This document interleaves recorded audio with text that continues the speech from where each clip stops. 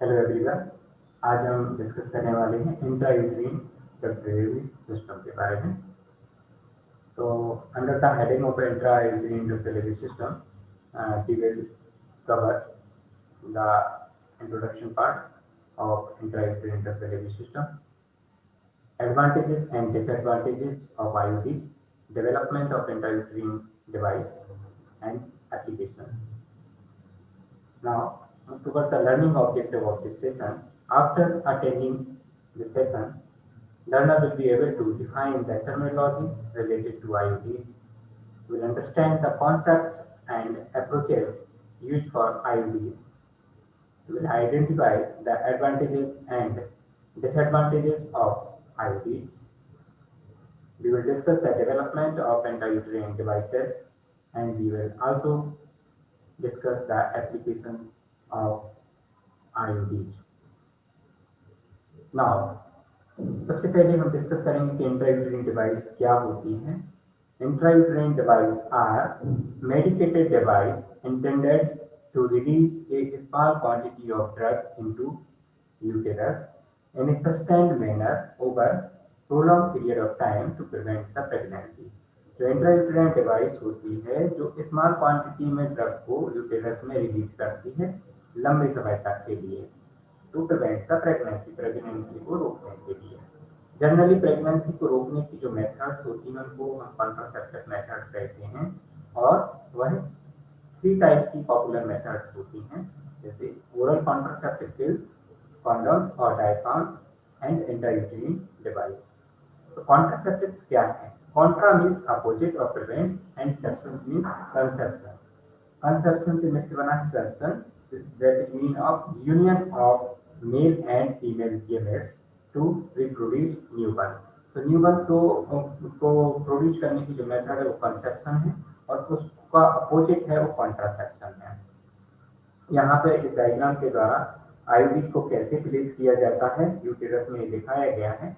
इसमें स्ट्रिंग्स है, ये सर्विक्स है और ये वेजाइना, या इसके थ्रू यहाँ पे आईयूडी को प्लेस किया गया है।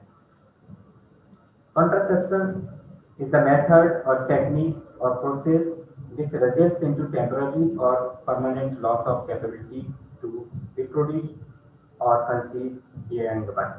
2 टाइप की कंट्रासेप्टिव मेथड्स होती हैं, टेम्परेरी और परमानेंट। टेम्परेरी कुछ समय के लिए अगर हम प्रेगनेंसी को रोकना चाहते हैं तो टेम्परेरी मेथड का यूज करते हैं, और लाइफ लॉन्ग रोकना चाहते हैं तो हम परमानेंट मेथड का यूज करते हैं। Temporary it is the method और lifestyle to ensure reversible infertility for stipulated period of time depending on the subject. और इसके कुछ एग्जांपल्स हैं, जैसे आईयूडी, ओरल कॉन्ट्रासेप्टिव पिल्स और कॉन्डम। इनके द्वारा रिवर्सिबल इनफर्टिलिटी की मेथड है, इसको जब हम चाहें तो रोक सकते हैं और जब चाहें तो उसको नहीं रोकना चाहते हैं तो नहीं भी रोक सकते हैं। लेकिन जो परमानेंट कॉन्ट्रासेप्टिव मेथड होती है तो एक बार अगर उसको एडॉप्ट करते हैं तो लाइफ लॉन्ग एनेबल हो जाते हैं रिप्रोड्यूस करने के लिए। लेकिन जो परमानेंट कॉन्ट्रासेप्टिव की मेथड्स हैं, इस मेथड्स में जो it is not loss of sense और लॉस ऑफ सेक्सुअल डिजायर, इसमें सेंस और सेक्सुअल डिजायर खत्म नहीं होती है। इसकी कुछ मेथड्स हैं, ओवेरेक्टोमी, यूटेरेक्टोमी एंड वेसेक्टोमी। कुछ मेथड्स हैं जिसके द्वारा हम परमानेंट कॉन्ट्रासेप्टिव भी कर सकते हैं। An intrauterine device is a small object that is inserted through the cervix and placed in the uterus to prevent the pregnancy। Small जो इंट्रायूटेरिन डिवाइस है वो स्मॉल ऑब्जेक्ट है जो कि सर्विक्स के थ्रू इसको हम इंसर्ट करते हैं और यूटेरस में प्लेस करते हैं प्रेगनेंसी को रोकने के लिए। Small string hang down from the IUD into the upper part of vagina. और स्मॉल स्ट्रिंग है वो हैंग्स रहती है आईयूडी से, कहाँ पर? Upper part of vagina, vagina की अपर पार्ट में। IUD is not noticeable during the intercourse. Intercourse के दौरान इसको नोटिस नहीं किया जाता आईयूडी को। It is not noticeable during the intercourse. IUD can show pharmacologically efficacy for about 1 to 10 year. 1 to 10 year तक के लिए इसकी फार्माकोलॉजिकल एक्टिविटी रहती है, मतलब 1 to 10 ईयर तक के लिए इफेक्टिव रहती है। They work by changing the lining of uterus and fallopian tube, affecting the movement of eggs and sperm, and so that the fertilization does not occur. कैसे work करता है? By changing the lining of uterus and fallopian tube. Uterus और fallopian tube की lining को change करके या जो eggs और स्पर्म हैं उसके मूवमेंट को अफेक्ट कर देता है, जिसके कारण जो फर्टिलाइजेशन की प्रोसेस है वो नहीं हो पाती, तो फर्टिलाइजेशन डज नॉट हैपन। इस तरीके से प्रेगनेंसी को यहाँ पे रोका जाता है। How IOD placed and remove, इसको कैसे प्लेस करते हैं और कैसे इसको रिमूव करते हैं डायग्राम के द्वारा देखेंगे। यहाँ पे यूटेरस है, सर्विक्स एंड वेजाइना है। IOD is inserted through the tube into the uterus. Uterus में यहाँ पे ट्यूब के द्वारा आईओडी को इंसर्ट किया गया है। ट्यूब इज रिमूव, और इसके बाद इस ट्यूब को हम रिमूव करते हैं तो आईओडी यहाँ पे प्लेस होने लगता है। आईओडी इज प्लेस, इसके बाद ये आईओडी यहाँ पे प्लेस हो जाता है और स्ट्रिंग के द्वारा यहाँ पे स्ट्रिंग यहाँ पे नहीं रहता है अपर पार्ट ऑफ वेजाइना। तो इस तरीके से आईओडी को प्लेस किया जाता है और यूज किया जा सकता है ना। क्या क्या इसके एडवांटेजेस हैं और क्या डिसएडवांटेज हैं? सबसे पहले हम एडवांटेजेस की बात करें तो कॉपर T380 ए आईओडी है, पैरागार्ड नाम से है। It is effective for at least 12 year, कम से कम 12 साल तक के लिए इफेक्टिव रहती है कॉपर T380 आईओडी, जिसको पैरागार्ड नाम से है। और copper T IUD ParaGard and levonorgestrel IUD Mirena are two most effective reversible method of the birth control. ये दोनों मोस्ट इफेक्टिव रिवर्सिबल मेथड हैं जिसको हम लगाकर बर्थ पर कंट्रोल भी कर सकते हैं और निकालने के बाद अगेन कंसीव करना चाहते हैं तो कंसीव भी किया जा सकता है। That's why it is the reversible method of birth control. Only 1 out of 100 women using the copper tea for 12 years will become pregnant। 100 में से एक ही वुमेन्स ऐसी होती है जिनको अगर हम 12 साल की भी कॉपर टी लगाते हैं और वह प्रेग्नेंट हो जाती है, तो ये बहुत कम केसेस इसमें देखने को ऐसे मिलते हैं। बहुत काफी इफेक्टिव है, 99% इफेक्टिव है।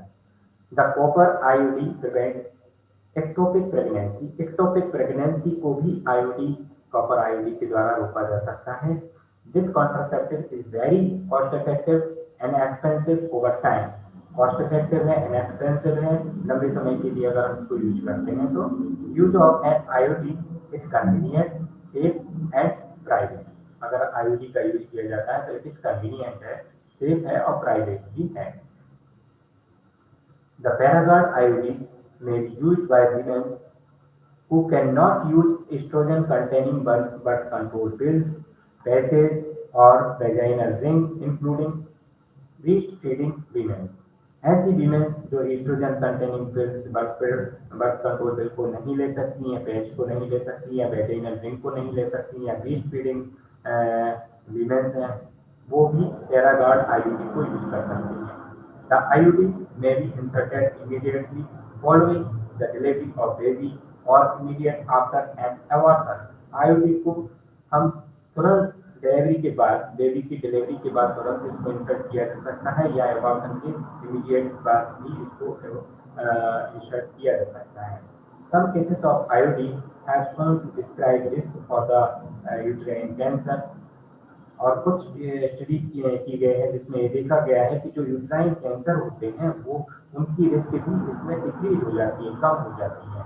There is also some evidence that IUDs protect against the cervical cancer. कुछ ऐसे एविडेंस भी देखने को मिले हैं जिसके द्वारा आईयूडी के द्वारा सर्वाइकल कैंसर को भी प्रोटेक्ट किया गया है। तो these are the advantages of intrauterine device. Now कुछ डिसएडवांटेजेस भी हैं, और देयर में भी क्रैम्पिंग, पेन और spotting after the insertion. Insertion के बाद क्रैम्पिंग हो सकती है, पेन या स्पॉटिंग हो सकता है। Number of bleeding day is slightly higher than the normal and you may have somewhat increase menstrual cramping. Number of bleeding day है वो ज़्यादा हो सकते हैं, स्लाइटली ज़्यादा हो सकते हैं, और मेंस्ट्रुअल क्रैम्पिंग का पीरियड है वो भी ज़्यादा हो सकता है इसके द्वारा यूज करने के बाद। if your bleeding pattern is bothersome to you, contact your doctor। There are medicines which may give you more acceptable pattern of bleeding and cramping। The IUD provide no protection against the sexual transmitted infection. IUD के द्वारा sexual transmitted infection को नहीं रोका जा सकता है, इसके लिए कॉन्डम का ही यूज किया जाता है। There is a higher initial cost of insertion, और इसके इंसर्ट करने की जो कॉस्ट होती है वो काफी ज्यादा होती है। However after 2 year it is most cost effective contraceptive method, लेकिन अगर हम लंबे समय तक के लिए इसको यूज करते हैं तो ये कॉस्ट इफेक्टिव मेथड है। The IUD must be inserted by the doctor, nurses, practitioners और physician assistant। जो IUD को इंसर्ट डॉक्टर के द्वारा ही या नर्स के द्वारा, प्रैक्टिशनर के द्वारा या फिजिशियन के असिस्टेंट के द्वारा ही इसको इंसर्ट करना चाहिए। ये very small percentage of womens are allergic to copper. कुछ वीमेंस होती हैं जो कॉपर के लिए एलर्जिक होती हैं, तो ये उनके लिए भी डिसएडवांटेज है कि वो उसको यूज नहीं कर सकते हैं। Small percentage of IUD may be expelled by the women's body within the first few months and due to improper fit। अगर सही तरीके से फिट नहीं किया जाए तो भी वुमेन्स के द्वारा इसको एक्सपेल किया जाता है, हो सकता है। ये कुछ डिसएडवांटेजेस हैं जो IUD के हमने डिस्कस किए।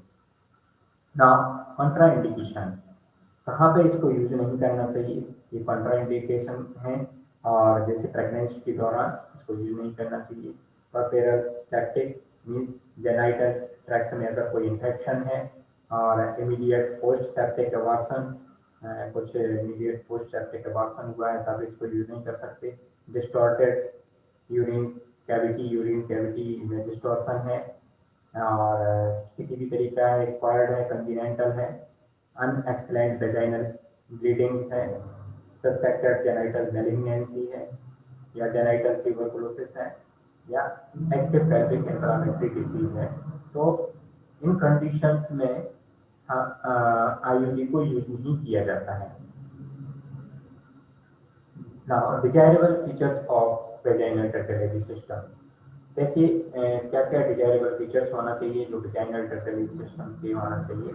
Functionally effective and esthetically pleasing to the patient, functionally effective होना चाहिए और एस्थेटिकली प्लीजिंग होना चाहिए पेशेंट के लिए। The system must be non irritant and non interfering with the normal physiological process. जो सिस्टम है वो नॉन इरिटेंट हो, नॉन इंटरफेयरिंग हो with the normal physiological process, जो भी नॉर्मल डेली रूटीन हो उसके साथ में इंटरफेयरिंग नहीं होना चाहिए। Sustain release for the chronic treatment, sustain release होना चाहिए क्रॉनिक ट्रीटमेंट के लिए। और commercially cost should be low and manufacturing should be easy, cost इसकी कम होना चाहिए और इजीली हम इसको मैन्युफैक्चर कर पाए, तो इस तरीके से इंटरफेयरिंग सिस्टम होना चाहिए। नाउ चूंकि इंट्रायूटेरिन डिवाइस है, यूटेरस में इसको इंसर्ट करना है, तो उसके लिए हमें सबसे पहले एनाटॉमी यूटेरस की देखना चाहिए कि यूटेरस की एनाटॉमी क्या है और यूटेरस कैसा होता है। तो anatomy of uterus, uterus is a pear shaped thick walled muscular organ suspended in the interior wall of pelvic cavity। pear shaped है, this is the uterus, ये uterus है, pear shaped है और muscular organ suspended in the interior wall of pelvic cavity। it is in its normal state it measure about 3 inches long and 2 inches wide, 3 inches long and 2 inches wide इसकी measurement होता है। इसमें fallopian tubes enter its upper portion, one of each side। ये fallopian tubes होती हैं दोनों side में, upper portion में, जो कि यहाँ पे एंटर होती हैं, अपर पोर्शन में एंटर होती हैं। fallopian tubes enter its upper portion, one on each side, and the lower portion of the uterus projected into the vagina। and जो lower portion होता है यूटेरस का वो वेजाइना की तरफ प्रोजेक्टेड रहता है। The uterine cavity is normally triangular in shape and flattened anterior-posteriorly। और जो यूट्राइन कैविटी होती है नॉर्मली ट्रायंगुलर शेप की होती है, ट्रायंगुलर शेप की जनरली होता है। The wall of uterus consists of 3 layers: endometrium, myometrium and peritoneum। तो जो एंडोमेट्रियम है that is the inner coat of uterine wall and muscular membrane, endometrium, this is the endometrium, myometrium and peritoneum। ये बाहर की जो coat रहती है, तो ये इसकी 3 वॉल्स होती हैं यूटेरस की, endometrium, myometrium और peritoneum। So endometrium is the inner coat of uterine wall and is the mucous membrane, and myometrium is the thick muscular middle layer। middle layer होती है उसको myometrium कहते हैं। myometrium is the muscular middle layer made up of bundles of gaseous smooth muscle fibers embedded in the connective tissue।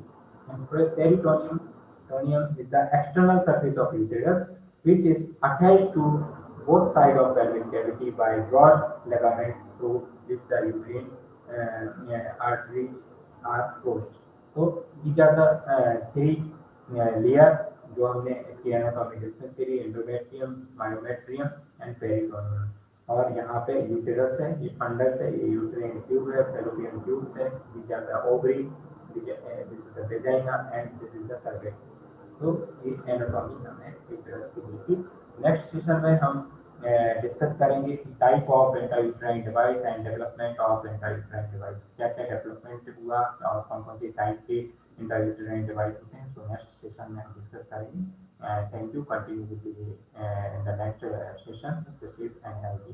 Thank you all.